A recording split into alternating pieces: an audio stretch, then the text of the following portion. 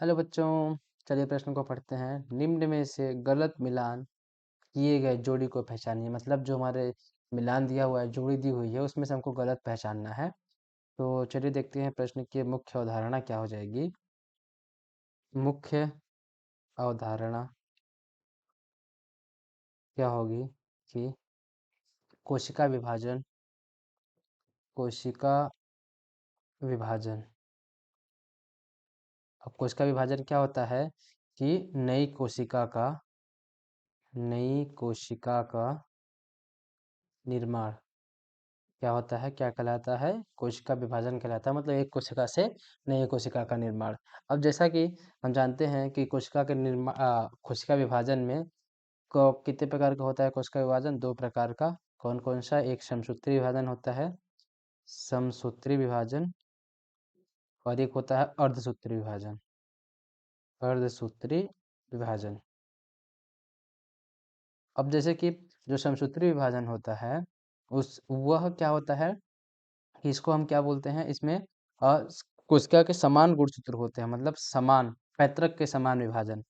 जो समसूत्री विभाजन होता है वो कैसा होता है? इसमें पैतृक के समान विभाजन, समान विभाजन। पैतृक के समान विभाजन का मतलब क्या है कि अगर पैतृक में 46 गुणसूत्र हैं तो जो संतति होगी उसमें भी कितने? 46 गुणसूत्र ही होंगे। अब जो अर्धसूत्री विभाजन होता है, अर्धसूत्री विभाजन भी दो प्रकार का होता है। कौन कौन सा? अर्धसूत्री प्रथम, अर्धसूत्री प्रथम। जो अर्धसूत्री विभाजन होता है वो भी कितने प्रकार का होता है? दो। कौन कौन से? अर्धसूत्री प्रथम और अर्धसूत्री द्वितीय, अर्धसूत्री द्वितीय। ये जो दो प्रकार होता है ना, ये मतलब कि एक तरह से हम बोल सकते हैं कि जो अर्धसूत्री प्रथम जो होता है वह एक तरह से क्या होता है? समसूत्री विभाजन ही होता है। इसमें क्या होता है? गुणसूत्र की संख्या जो होती है समान होती है, लेकिन इसमें अलग अलग नहीं होता। तो अर्धसूत्री विभाजन जो होता है वो मेन किस में होता है? मेन तो इसमें होता है अर्धसूत्री विभाजन द्वितीय में। लेकिन प्रथम किस तरह से होता है, किसके जैसे होता है?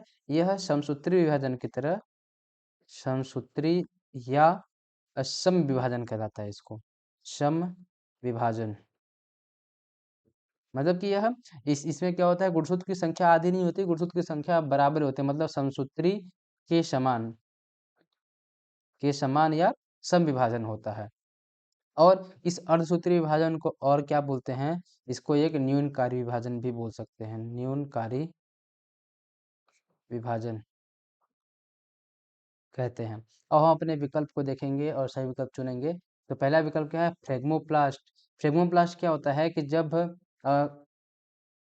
कोशिका विभाजन होता है, मतलब कि जब एक कोशिका दूसरी कोशिका, मतलब जब केंद्रक विभाजन पूरा हो जाता है, जब कोशिका दो अलग अलग कोशिका होती है, तो उसमें क्या होता है कि जो तंतु होते हैं वो फ्लेग्मोप्लास्ट बना लेते हैं। और यह किसमें होता है? यह चिरकालिक तंतु, मतलब कि जो तंतु होते हैं वो क्या होते हैं? टूट के वहां से गुणसूत्रों को अलग करके वो टूट के क्या करते हैं? फ्लेग्मोप्लास्ट बना बना लेते हैं। ये किसमें होता है? ऐसी फ्लेग्मोप्लास्ट किसमें पाया जाता है? पादप कोशिका में, पादप कोशिका में पाया जाता है। तो ये विकल्प सही है। दूसरा विकल्प क्या है? न्यूनकारी विभाजन कौन होता है? समसूत्री विभाजन एक। हाँ, ये भी सही है। तीसरा विकल्प क्या है? सम विभाजन क्या होता है? अर्धसूत्री द्वितीय, अर्धसूत्री विभाजन द्वितीय। हाँ, ये सही है। और तीसरा क्या है? जीन विनिमय असंजात गुणसूत्र, ये गलत है। मतलब कि यह जो मैंने सही बोला है, ये क्या बोले हैं कि यह जो मिलान है वो सही है, मिलान जो है वो सही है। और ये ऑप्शन जो है, मतलब पहला विकल्प जो है वो गलत है। पहला विकल्प, ये मिलान सही है लेकिन विकल्प, हमारा प्रश्न क्या पूछा है कि गलत मिलान चुनना है, सही मिलान नहीं। तो पहला जो है मिलान सही है और तो गलत हो जाएगा, दूसरा भी सही है इसलिए गलत हो जाएगा, तीसरा भी सही है इस वजह से गलत हो जाएगा, चौथे में क्या है कि मिलान गलत है, इसलिए क्या होगा? चौथा विकल्प हमारा सही हो जाएगा।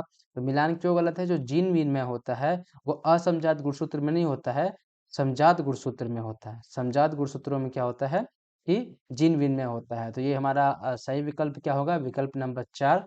आशा करते हैं आपको दिए गए प्रश्न का उत्तर समझ आया होगा। धन्यवाद।